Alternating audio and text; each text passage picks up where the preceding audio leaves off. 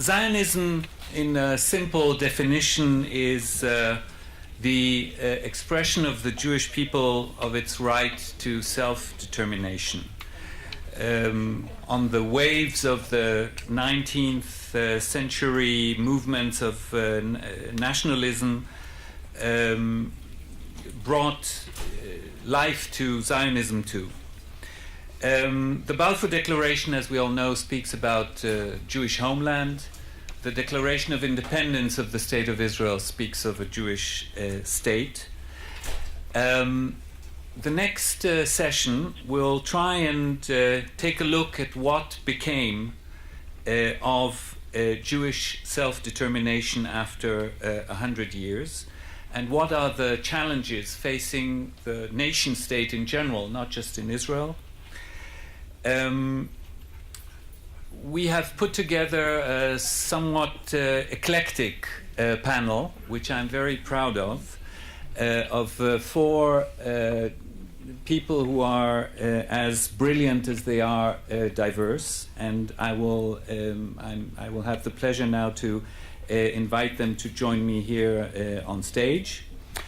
First of all, one of the to my mind, most respected Israelis that we could find to speak about this. Aleph Bet Yehoshua, Bully, please join me.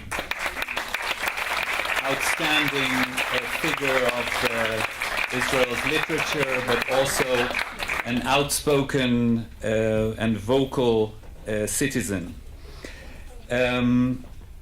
I will also ask another friend of mine, Professor Aviad Kleinberg, to join me here. Aviad Kleinberg is the director of the Yavetz School of Historical Studies at Tel Aviv University. Please join me here.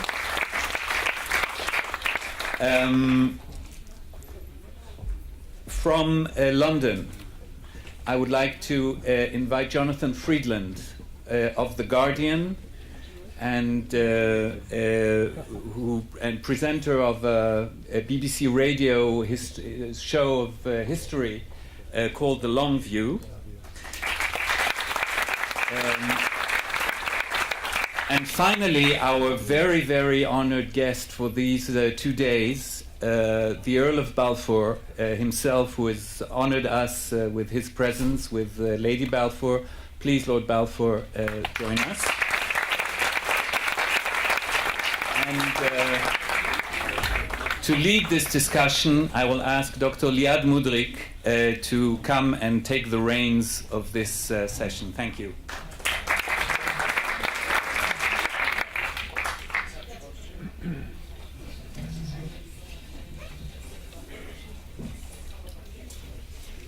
So thank you very much. I'm truly honored to be here. I must say that when I was 7 years old, I didn't think about the First World War. I mostly played and imagined stories.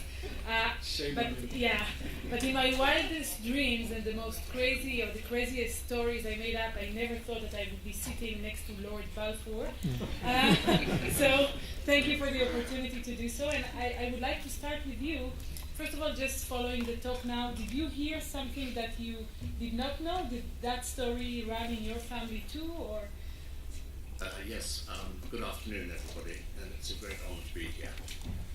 This is all slightly above my pay grade, because normally nobody asks me about this at all. So maybe around the dinner tables of London, normally saying, it's all your fault. Isn't it? I try to change the subject. So I'm not nearly as scholarly as everybody else on the panel. So my answers may be rather naive, but sorry, what did you want to ask? I'm trained to be a politician, by the way. I was wondering how prominent is this story, first of all, in your family? Oh yes, certainly, as I said to, I think it was you in an email, yeah. I said I'm reasonably good up to about sort of 1917, because that was the story and how Arthur grew up, and obviously meeting Weitzman, he was an MP in Manchester, and so it was, it was generally part of family folklore, that he had been the author with the coalition government at the time of this, very important letter, which probably, with hindsight, nobody knew quite how important it was going to be. And certainly going around Yavetz today, that brought you home. But there were lots of little vignettes and everything. In fact, I can tell you, if I've got time, you've just reminded me that at Whittingham, which was the big house that Arthur inherited, and mortgaged and remortgaged and remortgaged, which is why I have to fly EasyJet.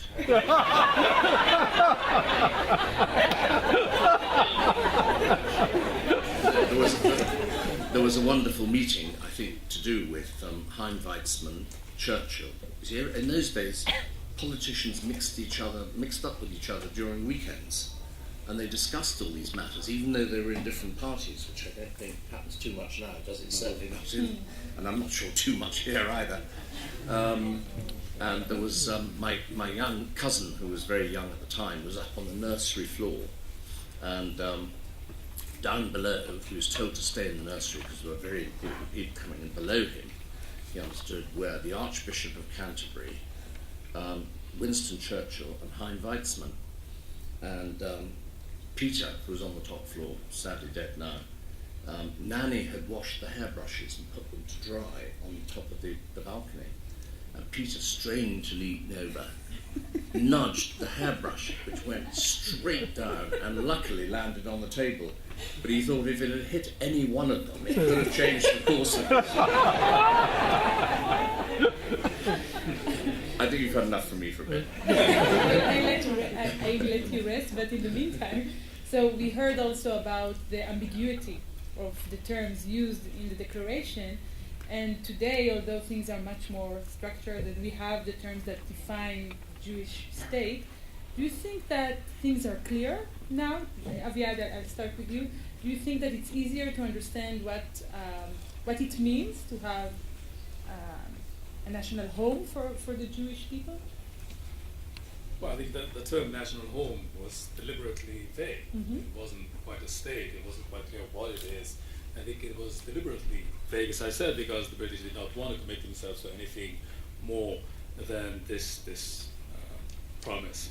But I think if we're talking about Zionism today, about the Jewish state, if we're talking about the state, then the state, of course, is much clearer. It is a state, it has its own constitution, etc., it has its laws, and it has definitions that are accepted by the United Nations. But if we're talking about the Zionist dream, if we're talking about the Zionist program, then it remains vague, because, just to remind you, remind us all, the Zionist program had two parts in it.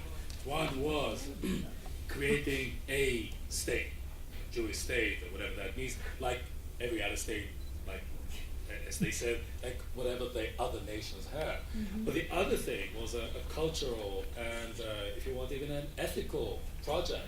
That cultural and ethical project, man, we are not going to be like any other state, but in some ways we're going to prove to the rest of the world that it is possible to create a state which is quite different, which is ethical, which is moral, and in some ways also, because we're talking about a very anti-Semitic period when these things happen, and prejudices about Jews tended to look at Jews as miserly, as corrupt, as incapable of working, as incapable of doing anything really productive. We are going to show them that we can do otherwise.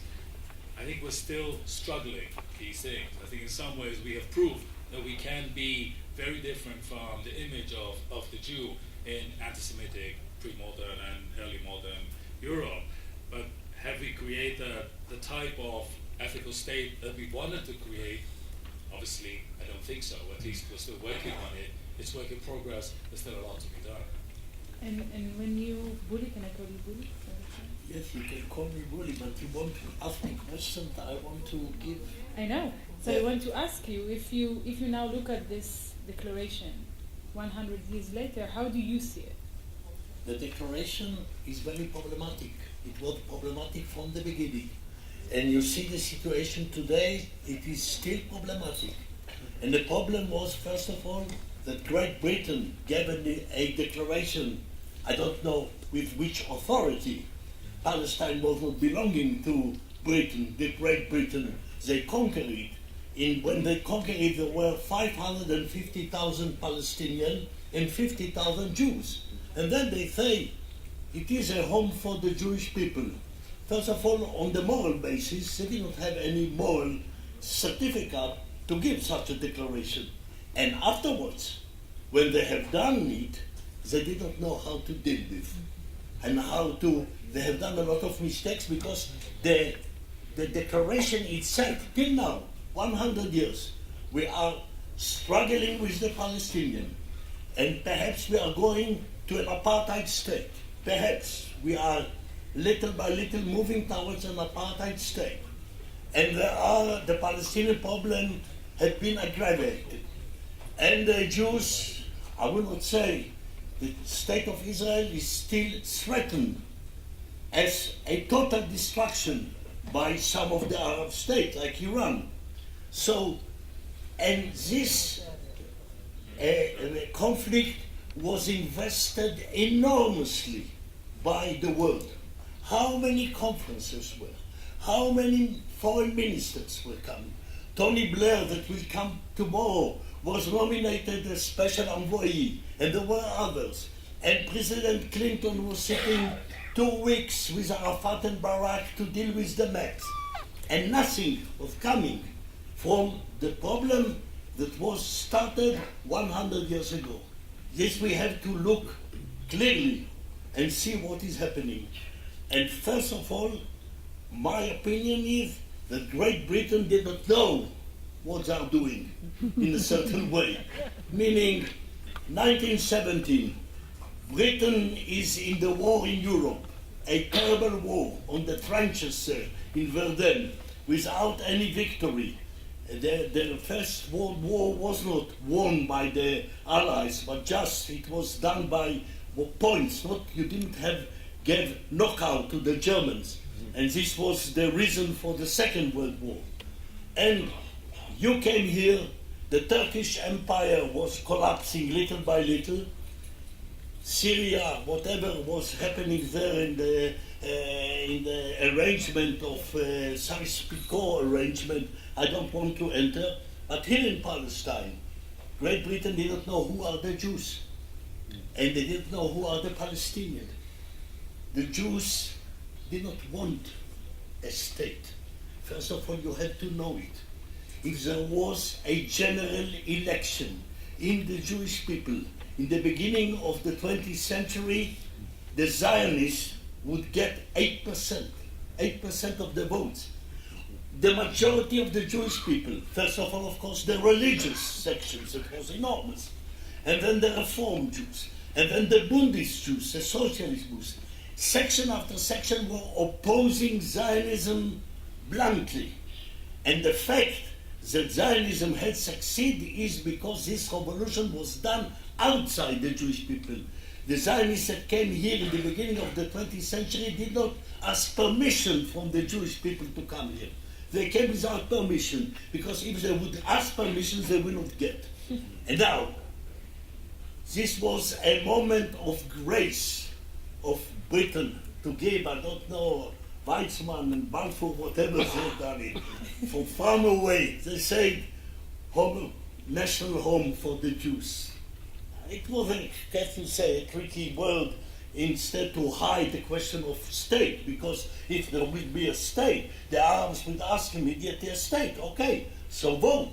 We are 550 and you are 50,000, so we will do in voting, a democratic state. There was a ratification of the League of Nations. So it didn't yes, say just the League of Nations cannot say to Denmark, you will take half of Denmark and give it to Norway. It means there is no, a country is belonging to its inhabitants.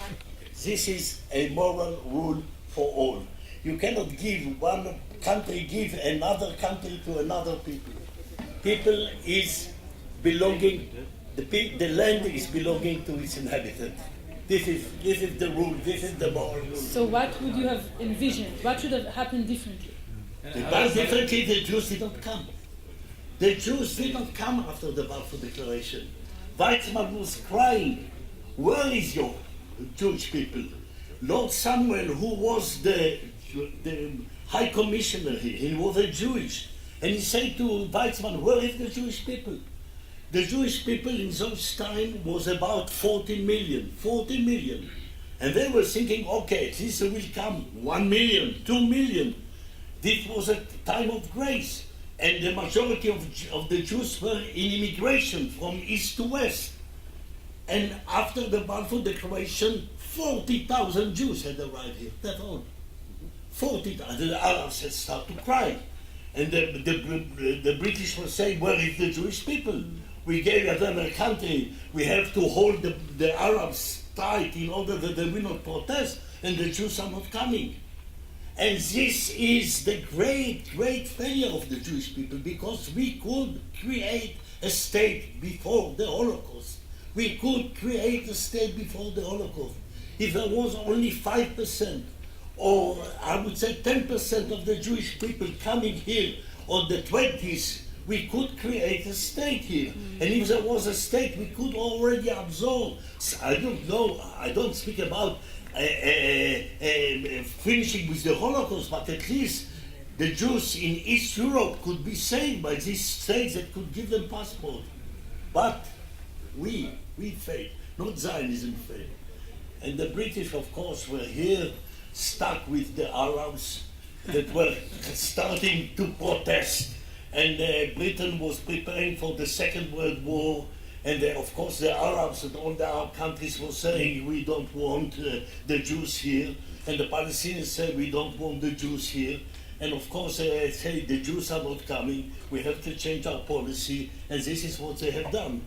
But they did not, if they would at least try to divide the country already in the 20s between two states, like they have done afterwards in India with the Pakistan. This could be perhaps a kind of a solution, but they did not do. They were staying like this, and here we are, 4 million and 4.5 million Palestinians, 6 million Jews living on this Palestine, and we are stuck one with another. And Great Britain, finally, after the Second World War, ran away from here. There is something symbolic in the way, and there is something symbolic in the fact that the UN resolution in 47 that created the partition of the two states, the Soviet blocs vote for, the Western bloc vote for, and the only country from the country say abstain was Britain. This was very symbolic. You have created this mess. Now, I'm taking this very personally. Of course, you have to know, the question is not with Great Britain. You have your honor already from the Second World War for eternity. But it is very symbolic that Great Britain did not vote for the creation of two states in 47, the only one from Europe after the Holocaust, when even the Soviet Union, in the peak of the Cold War, when the world understood that the Jews have to normalize themselves, because it is dangerous to the world that the Jews are remaining like this. And the two blocs in the peak of the Cold War was joining together. Britain refrained, run away, and leave the area to the conflict that is remaining till today. So these are, of course, very, I think, things that are thought-provoking. So we all, I think, have to. It's not thought-provoking. It's about No, facts. I hope that facts are thought-provoking as well. But Can I just say, yeah, sure. I mean, I've obviously read and reread the Declaration several times and read learned words on it. But I mean, it does only say the British government, Her Majesty's government, supports a home for the Jewish people. It doesn't say it is our intention under our mandate to create a state. And I mean, it sounds like colonial arrogance, but I mean, I think the other thing that one would say is wherever we were in power, like somebody, you mentioned India and Pakistan. India and Pakistan remain peaceful You may not like colonialism, but everybody cohabited under the empire. Besides us. And then, what happened here later on.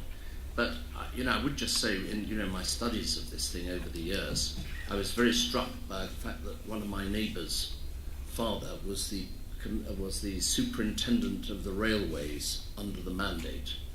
And she had a fascinating photograph album taken of all the railroads round the Mandate, which was huge, included Jordan and everything else, which you could see there was nobody here.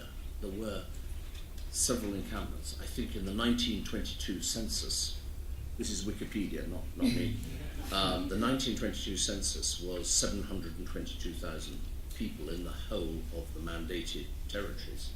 And I heard your numbers, but the last ones I read were just in what is now Israel and the West Bank and Gaza is now 6 million of each. So 12 million people now packed into, which was never envisaged, I don't think. I mean, when it was sort of thought of, creating a home for the Jews, I don't think there was any intention at that time to create a state. And that's what came along later, I think I'm right in saying, with San Remo and things like that, which was to formalize it more.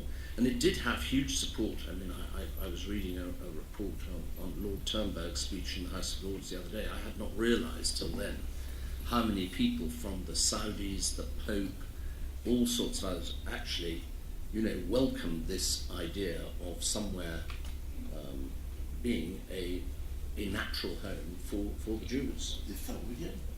Yes. Nobody was supporting. There was one Even picture. Saud. One picture Even with Saud. Weizmann. He was The probably Arab bribed by countries- us. The Arab countries were Yes. hostile from Yeah. the beginning. They did not help the Palestinians, and the Palestinians themselves were very weak because they depend on the Arab countries, and the Arab countries did not help them at all. And then there was the war of independence, and this was finished.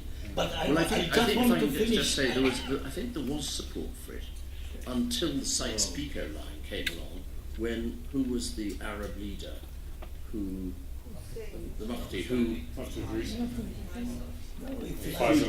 realised that he was never going to have an Arab land, that it had effectively been stolen away through Sykes-Picot, one lot to France and one lot to us. So I just 1 second, because I do want to hear also from Jonathan. So you hear these things. Does this discussion or debate over the declaration and over the legitimacy of the State of Israel, when we know that in Britain there is an ongoing discussion about that, especially in recent years, do you think that the declaration resonates within that discussion, or is it only focused on today, on current affairs? Well, I'll answer that. I was going to thank Kobi Hubara for his earlier lecture, in which he described the Manchester Guardian as, he said, it was then the most radical, compassionate newspaper in Britain, and I was wondering why the past tense. The name may have changed, but the values continue. And C.P. Scott, and I'm very glad you talked a lot about his role, is still a venerated figure in The Guardian. He was the editor of The Guardian for 57 years. Which means that as a result, the average tenure of a Guardian editor is 20 years, simply because after he did 57, it means it's a long time. But that remains an enduring touchstone. You're absolutely right that the Balfour Declaration is still talked about. I mean, I'm afraid it's talked about mostly by people who would seek to criticise or doubt Israel's right to exist, because there are people who wish to cast Israel as an imperialist project, an imperialist construct, and to say that in the same, pitching to an audience who would not have the view of empire that Lord Balfour here has offered in terms of the benign legacies that are left, but would instead see everything associated with it to be tainted by it. And so in some ways the absence of particularly visible commemorations of the centenary are interesting. I mean, there will be commemorations, they will, but overall I would say, maybe I'm sticking my neck out a bit, but that the British Jewish community would rather this centenary passes and is then gone put behind us, because it's sort of embarrassing to admit that the origin of it lies with an imperial whim. The history of Sir Mark Sykes, the idea of imperialist France and Britain sitting with a pen and a map. This is not the history of national liberation that Jews would like to invoke. You prefer to have a more heroic narrative of national liberation rather than being the beneficiaries of imperialist win. So I think there's some, it will be very interesting when we get to November. Will there be louder commemorations for the centenary of the Balfour Declaration or for the 70th anniversary of the United Nations vote? My guess is that most British Jews and supporters of Israel would rather talk about the UN vote in 1947 because that gives legitimacy. A legitimacy that stands up in today's discussion, a United Nations vote, as opposed to a British decision. But I was going to say just one other thing, which I think relates to what Bully was talking about. And that was one thing that comes through Kobe's very arresting and exhilarating tour through the history is that even with the best possible gloss, and I'm not hostile to the characters from this story, there was a casualness about the way Britain approached this grave question. The way, I think Kobe illustrated very well, that it rested on a series of misapprehensions and prejudices, and you mentioned how Nachman Sokolov exploited those. That there was this belief that the Jews controlled Bolshevik revolutionary Russia, but also capitalism and also the world's press and also the American presidency. And Sokolov and other Zionists were artful in saying, well, you know, they're so powerful, you better have them on side. And the Balfour Declaration may keep the, 5 Jews of the 7 who made up the Supreme Soviet. Maybe the Russians will stay on side, as if somehow, Trotsky and the others were ardent Zionists. It was so many misapprehensions, and there's something casual about it. But it seems to me the declaration rests on 2 absolutely central misapprehensions, whose consequences we're still living with. And by the way, they're not your ancestors' fault, because they were misapprehensions of Zionism itself, I would say. And the declaration tries to swerve around them. But they're really simple. I think Herzl-style classic Zionism proceeded on the assumption that there would be no Jews outside this new Jewish homeland, that most Jews would go and live there. That was how Herzl, I think, envisaged the state of the Jews. There would be no Jews outside, and there would really be no non-Jews inside. The assumption, the intellectual assumption, this is where you got to, I know he talked about the Arab and the Fellahim will live as neighbours, but the broad construct was, for the sake of argument, they imagined a state that was the state of the Jews. They did not deeply consider, that there was the presence of a whole other community there would eventually make up 1/5 of the population. And nor did they really grapple with the idea, the implications, I don't think, of Jewish diaspora afterwards. And so the declaration swerves around that when it says it shouldn't prejudice the inhabitants already there.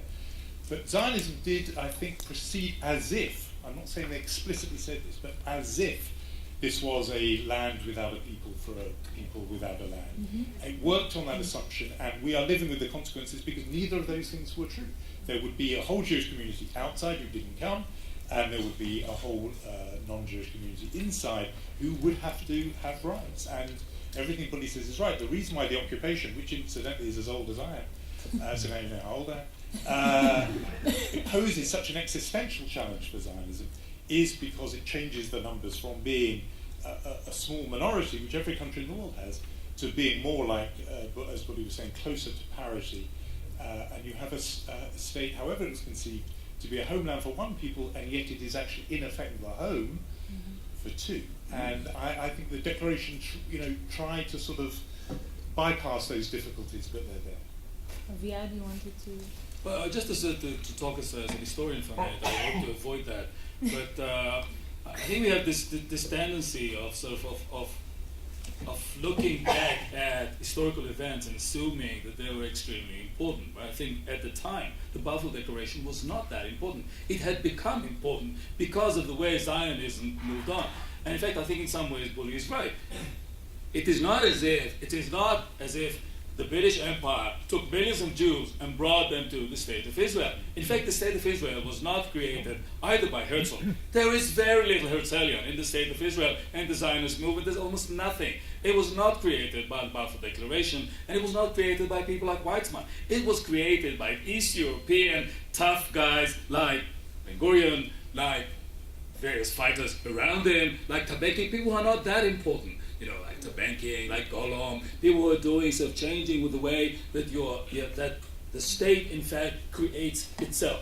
Now that self-creation looks for roots, and the roots we are, if invented for ourselves, are, for example, the Balfour Declaration. I think you can feel very much relieved. It is not your great ancestors' fault. It is not me. He could not have imagined it, and had it not been for other people who were determined, who had a completely different idea, who had nothing to do. I mean, by the time Ben Gurion realizes that it is not through the British Empire that he's going to get his new state, the Balfour Declaration is basically worthless. He does not think of a home. He does not think of this looking favorably upon. He thinks in terms of creating facts. And I think that is true for so many other things. Well, looking back, as I was saying, I was lecturing lately about Alt Neuland.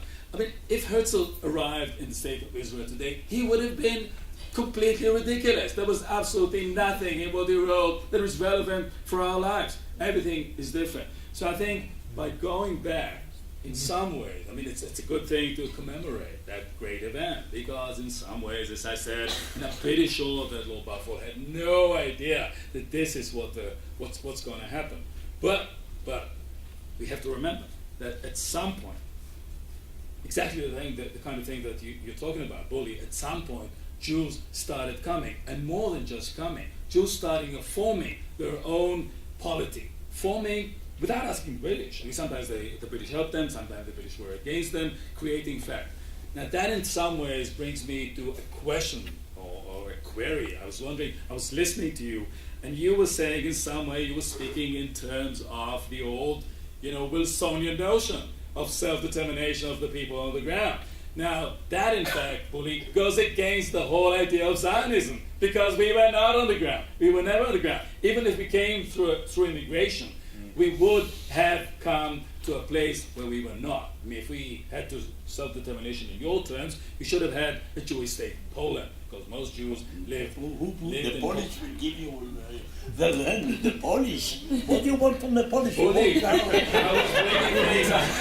was bringing things out of Sodom and telling you furthermore, if you are waiting, a state or a people that is waiting for other people to give it sovereignty is probably going to have a long time waiting. And if the Jews had to accept our agreement, they would probably never have a state. They would simply never have a state. Whether this is good is a different question, whether it's moral. I mean, of course, there are moral ramifications. But certainly, I think we should not, in a way, sort of succumb to this optical illusion of the British in 1917 making one very vague decision, and poof, lo and behold, it's a nuclear power and a local if you want, what are we? I forgot. We are the startup nation. The startup nation, nuclear power. Where's the most ethical army in the world? No. Probably what he thought is some Jews coming there and drinking their afternoon teas in Jerusalem. I would just say also in Arthur Balfour's defence that he was the author officially, but I think I saw, what was our lecturer, Kobe's name? Kobe's slide, it was up there, but you didn't show us of the amendment to the Balfour Declaration, which you skipped.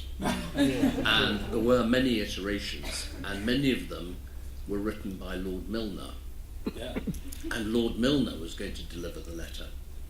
But somebody said that wouldn't be right. It's got to be done by the Foreign Secretary. So that's my So it's even less useful. I'm happy to take the blame. I do at home. This is the only place in the world where it's not a blame. We actually like your great answer. Yeah. First of all, the question of the Balfour Declaration, when the Arabs are coming to us, the Palestinians say, what right you have to come here.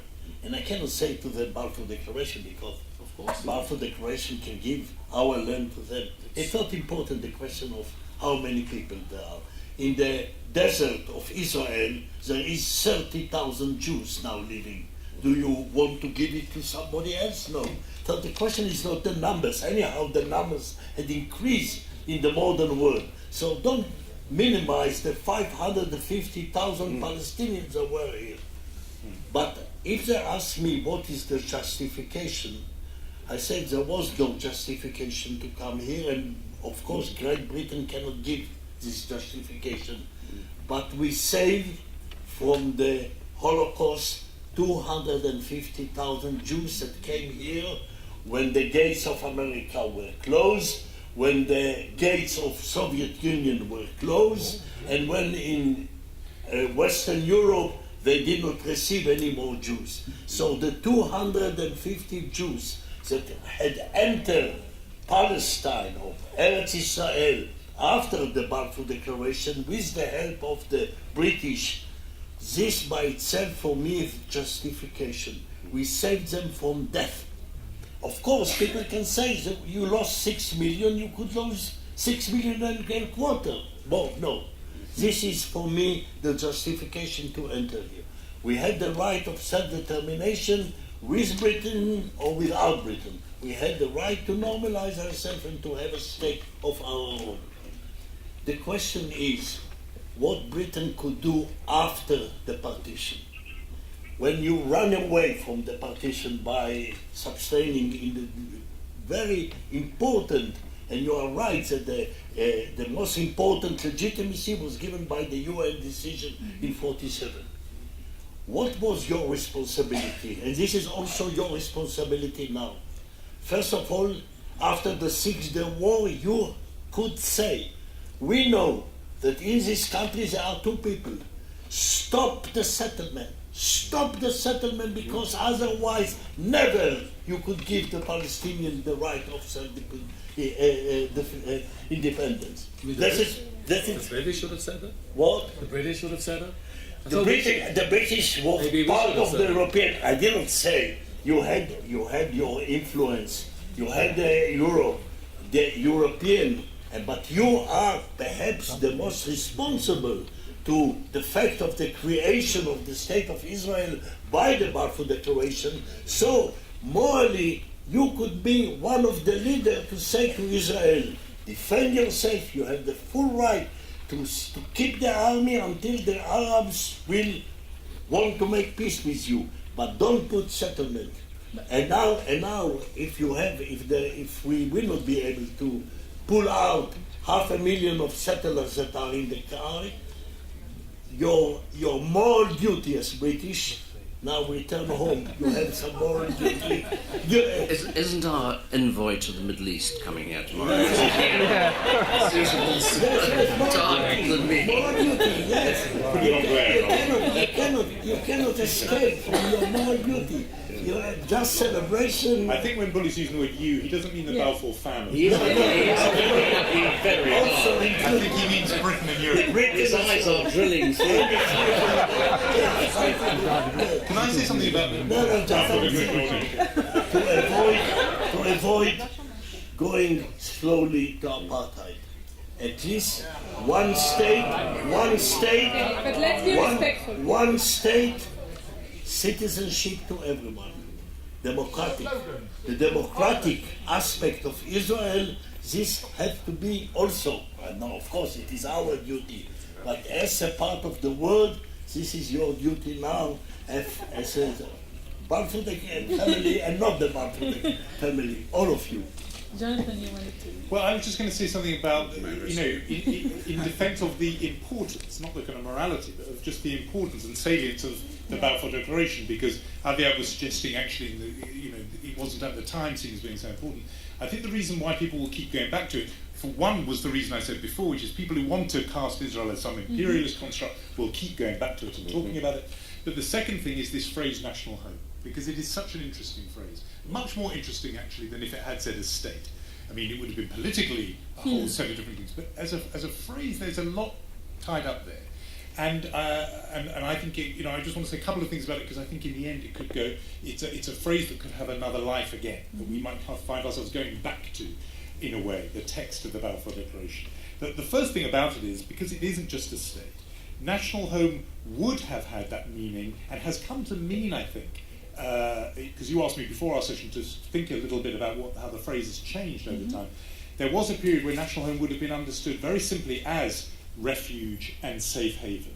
Okay, even if you can't form a state, at least let this place be a refuge and a haven in the period Bully has been talking about, when Jews were fighting for their lives, which they would then lose in Eastern Europe. And that meaning, that basic meaning, has come to endure, actually, in two ways. Firstly, in terms of international justification for Israel, people who maybe go this way and that on the argument for Israel and its existence, in the end, the thing that persuades them is the notion that Jews needed, at a moment of absolute peril, a haven and a refuge to call their own. That tends to settle the argument. But the thing about it is that by redefining Zion as a refuge, it changed Zionism very fundamentally, because it meant that you didn't actually need to go there, you just needed to fight to ensure it existed for the day you did need it.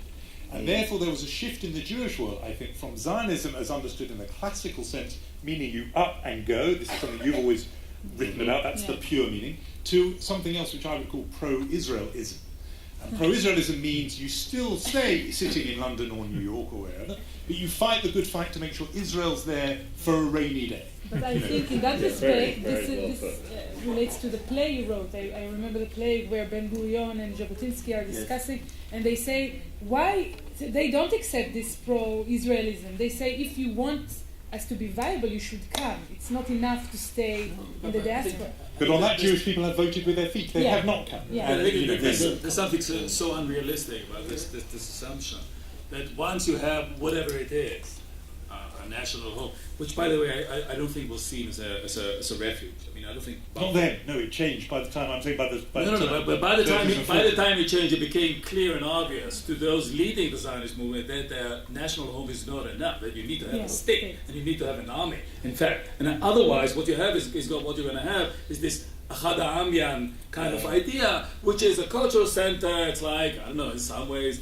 say, I mean, if you want to compare it to Armenia during the Soviet rule. Okay, there is this place, I mean, all Armenians in Canada, in the United States, in Saudi, blah, blah, blah, they're looking back at, Mount Ararat as, the national mountain, and it's how, in the same way, Jerusalem should have played the same deal for us. But I think that the idea, which I think, Bully, I mean, you keep repeating this, the idea that given the conditions of the 30s, of the 20s and the 30s in Europe, the idea that it would have made any sense for 90% of the Jews to rise and go to the state of Israel, 90%, even to 10%, 5%, even to 5%. Why is this? Why? State history. Because they pray all the time next year in Jerusalem. Next year. Of course.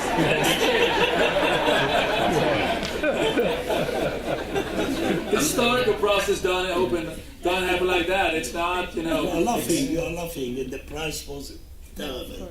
The price was terrible. The numbers, I will give you some numbers of the Jews. In the beginning of the 19th century, the number of the Jews in Palestine was 5,000 to 6,000. In Afghanistan, there were 40,000. In Yemen, there were 80,000. In Poland, there were 1 million. In Syria, there were Jews. In Egypt, there were Jews. All around here, they could come easily by foot. In the Turkish Empire. This is the problem of the Jews. The problem of the Jews is a defect in the conception of homeland. The conception of homeland was damaged already in the creation of these people. But you have this strange nationalistic idea of what it is. It's not a nationalistic, it is a very clear. You will ask a French. You will ask I just remind you, there was a third option. I mean, Israeli Zionism always portrays it as if there was a bifurcation of the road. Okay, it's either Auschwitz or Israel. But in fact, there was a third option. The US. The US. I mean, lots of people went to the US, they lived in the US, they still do. I mean, they created a culture that is not assimilated, that is meaningful, and I think in some ways the idea that most people, even if they could leave, would probably go to the United States and not to Israel because it wasn't in the Mediterranean, because it was far away. It needed to be a state, and it was not. It doesn't work the other way around. Once it was a state, then there was a chance. Before a state there is homeland. Before a state there is homeland. You will ask a French farmer in the 15th century, he did not know what is a state, but there is a homeland. And the fact is the question of homeland as the basic element of nationality. And the Jews, as Hannah Arendt was saying, were everywhere and nowhere. And look upon the world as a series of hotels, and moving from one hotel to another. They didn't understand what it means territory. Territory is identity. This is the basic element of identity. And in this sense, the price of not understanding this was the most horrible price that any people had paid in history. For 6 years, we lost a third of our people for nothing. Not for ideology, not for religion, not for territory, not for economy, just like microbes were, we have been killed. This is the conception of not having homeland. And this is the problem. And when the Balfour Declaration was given, they were saying, oh, perhaps the Jews will come, even 1 million, could arrange all this better in a proper way, with the Arabs, with the Palestinians, etc. No, but I hear the pain in your voice. And I hear your rage, and I'm trying to understand to where this rage is directed to where is it directed? Because maybe this is a natural consequence of living for thousands, either hundreds of years in the entire world, in the diaspora. So you don't have a very strong sense of a homeland when you don't have a homeland. But give me an explanation why in Afghanistan there are 40,000 Jews. Afghanistan, a lovely place, wonderful place. We all do it, but really wonderful. Why 40,000 Jews live there and only 5,000 here? They always say that Jews constantly migrate. There is this idea of the wandering Jew. But I want to tell you, boy, my family lived in Poland for 700 consecutive years. We didn't go anywhere. We were Polish. We lived. You were Polish. You were not Polish. Not Polish. You were saying next year in Jerusalem. You have not been Polish at all. Why you are here? You have been Polish. You identify with the Pole. The Pole regard you as a Polish. You saw it. What I'm saying is that people have the tendency. People do not live simply because they have dreams. And I think the messianic dream in Jewish... Messianic. Okay, I want to add something to the discussion coming from my place as a neuroscientist. And I'm talking about our brain. But our brains. Our brains. All of us. Jewish, non-Jewish alike. The Balfour brain. Yes, definitely. We're not normally critical. We have a general tendency to dislike changes. The human brain does not like changes. When something changes in the environment, the most natural impulse that we have is to bring the situation as closely as possible to the state that it was before. We reject changes. We detect changes. It's the most sudden thing that our brain is tuned to, and then usually we do our best to unchange reality. You think that it's by accident that half of the Jewish people is living now here? No. You're not, it's not the accident. Because what they say next year in Jerusalem was a real thing. This is the reason why we have half of the Jewish people here. Whatever the reasons they came. So the question is not. The question is to rebuild the conception of homeland in the people that are here. Because otherwise, you see how many Israelis can live very easily in this country. Not because they are in hunger or because they don't have jobs, but because they are Jewish. As Jewish, he can be everywhere. And I'm just a bit confused. Are you saying that the Balfour Declaration? Are you saying the Balfour Declaration was misconceived, No, but it's all turned out all right in the end because there are 6 million Jews here. I'm a bit confused whether the objective has been achieved or not. Now, the question of the declaration, you gave it with full heart. And you did not know who are the Jews and who are the Palestinians. And say, Palestine there, the Holy Land, we can say to the Jews, come there and we give them Balfour Declaration. And it was from good motivation, I say. You did not ask the Arabs, you did not ask them if they want this Balfour Declaration. And afterwards, after 25 years, the British soldiers were killed here by the Arabs and by the Jews, because both sides had hated you because you hold the Can I ask Jonathan something and come to my rescue here? When I was talking about, that I don't think we had any sort of concept. We had this sort of colonial idea that everybody could coexist under our mantle. Why do you think we were sort of completely ignorant or turned a blind eye to how the Palestinians might react? What do you think? Wasn't that the attitude of the empire to everywhere? I don't think it was peculiar to here. I think the attitude of British imperial rule was undiscriminating everywhere. I mean, it was in India, Pakistan. But you brought in Indians to Fiji, Chinese to Malaysia. To rule the Jews? That's a really interesting question. How long? I think the British concede the mandate as temporary interim. And I think to me, the way I'm not a historian, so I would defer to others, but the way I read the Declaration is so full of hedging and anxiety, actually. Yeah. They know that there's trouble down the road. That's why they don't say state, they say national home. They say without prejudice, the inhabitants already there. So there's a lot of knowledge that this is a whole lot of world of pain that the British Empire is about to enter. I don't think they think they're... And the British were very cautious in implementing this. Once they were here, they were not simply opening the gates, letting the Jews do whatever they wanted. It was an extremely cautious way of looking at it and sometimes stepping 2 steps back.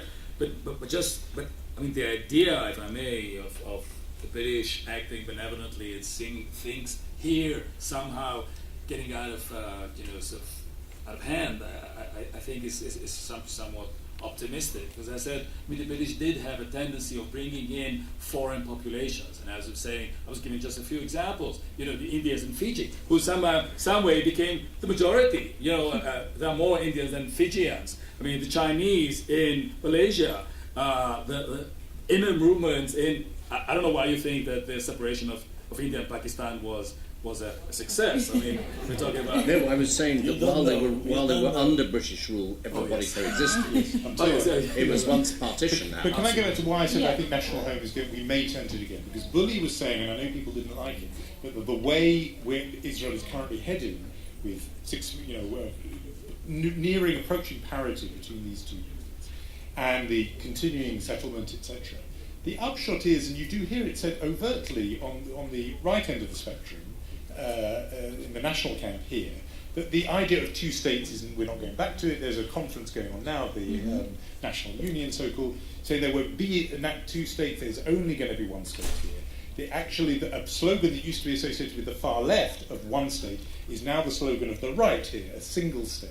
If that happens, and it is just a single state, where both populations are more or less equal, the notion then of that being a Jewish state becomes very, very tricky, because you would have half the people who are not Jewish in this Jewish state. It's either democratic or apartheid. So this is why Buddy used that formulation, because exactly, you then are choosing between either it's Jewish or it's democratic, you can't be both. In that situation, if Israel and Israelis are voting with their feet and moving away from the old 2-state model, then you begin to say, well, how does it work, this new model?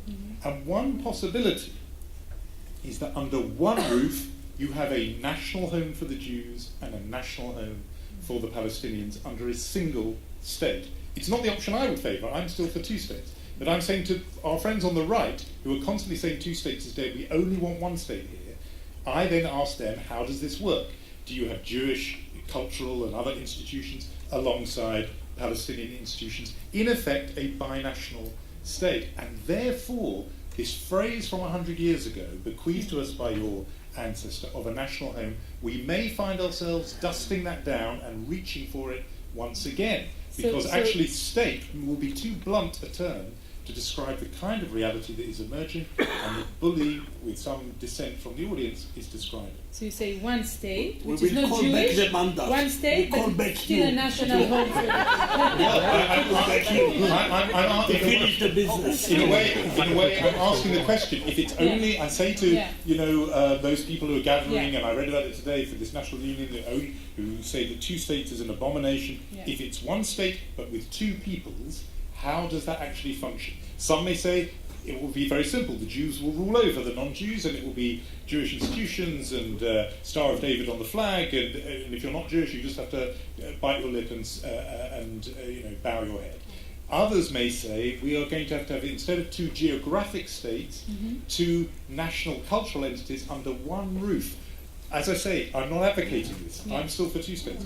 But this reality is, I think, something we have to contend with. And who would have thought it, that a document written 100 years ago may use a phrase that becomes helpful? I think if there's any, if we can have a clear notion of how this works, is that it is not going to work. It has never worked. It's not going to work. Maybe we can say this, but basically, I mean, if you're looking at much more peaceful lands like Belgium, basically, I mean, they're just, the Flemish aspect, Flemish part and the Walloon part, and it's not working. It's a dysfunctional state. Even less so the state of this whatever, Israel and Palestine. This still is an opportunity. I don't know if we're going to take advantage of it. We are finding it difficult to keep Scots and England in a single state. We're struggling with that. So imagine how much we are having a problem, uniting Jerusalemites and Tel Avivians. So I'm not advocating. Don't get me wrong. I'm not advocating. There is one solution.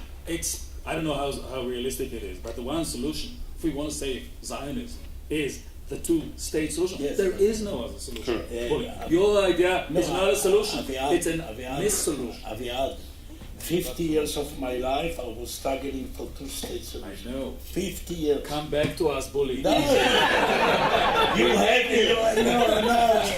I will not give you the possibility to escape and to enjoy your life in Tel Aviv and repeat two-state solution with your friends, Netanyahu, Lieberman, Lapid, even with all your friends that are saying all the time two-state solution. So you have good friends. Yes, Netanyahu. You are with Netanyahu. Look upon reality and try to find something. I want us to add something. The question of the Palestinian. We have a defect in the conception of homeland. This is known already, and I don't want to bother you. The Palestinians have also a defect with the question of homeland. For them, the question is home and not homeland. What is the refugees' problem? The refugees are sitting 10 kilometers from the original homes for 70 years and claim we are refugees. And they took the key and want to return back to their home. They are living in Palestine, in the West Bank, in Gaza. This is Palestine, this is a homeland, but they don't recognize the conception of homeland, but home. And this is the way in which the two people with opposite defection can call here another 100 years. So now, because we are approaching the end of this discussion, so what do you envision? How do you think it's going to develop? And tell us what you think about our brain before we end. About what? About our brains. Oh, okay. No, I can't do that just by talking to you. I have to get you into a scanner. And then. Too bad. I'm not volunteering. You want to talk about what's the part you were saying? So you gave us, you said, okay, either it's going to be two states or it's going to be one state with two maybe national homes. And Aviad was saying it's only two states. So I want apartheid. And you were saying that we have to somehow fix our defects. To think. There is a new situation. You have to think. That's all. I don't have a solution, but I want to think, because this is the reality. There are almost 500,000 settlers in the West Bank. How you can pull them? You cannot pull them. You cannot give. Already Israel in the 67 borders is 70% of Palestine. You cannot give to the Palestinians pieces of Palestine and say to them, this is your state. They don't want, and they themselves are doing a lot of problems and dragging the negotiation. So we are doomed to live together. We had a good experience with the Israeli Arabs after 70 years. Still, Aviad admit that we had a good experience with a minority of 2 million in Israel of the 67 borders. Aviad, this is, I was not prime minister here. I want to squint at Danishek and say that there were more than 1 million settlers in Algeria who lived there for 100 years. How long did it take them to leave the country? 3 weeks? Yeah. Yes. In 3 weeks they were out. What? After the Algeria. They were like that. But 1 million people who lived there for 100 years. First of all, they were not living. Were afraid to be slow. That's a good reason. First of all, it was overseas. Secondly, they did not work, and Algeria was not the holy land of France. People speak about Algerian solution. You can divide Jerusalem. You will be able to divide Jerusalem. Algeria was far away, and the goal was leaving them to their fate. Jerusalem is divided. I Divided, beseech it's not you, divided. Uri, to regain your optimism. Okay, so Okay. We'll end here. I just will want join you with two-state solution forever. But if not, join me against apartheid. Absolutely. Okay, so I want to end this with a question to you, because Aviad said if Herzl would have come to Israel, he would have gone mad and say, what has become of my vision? If Lord Balfour, your ancestor, would have come to Israel today, do you have any mind-reading abilities of the dead to tell us what he would have thought? Oy vey. Surprise!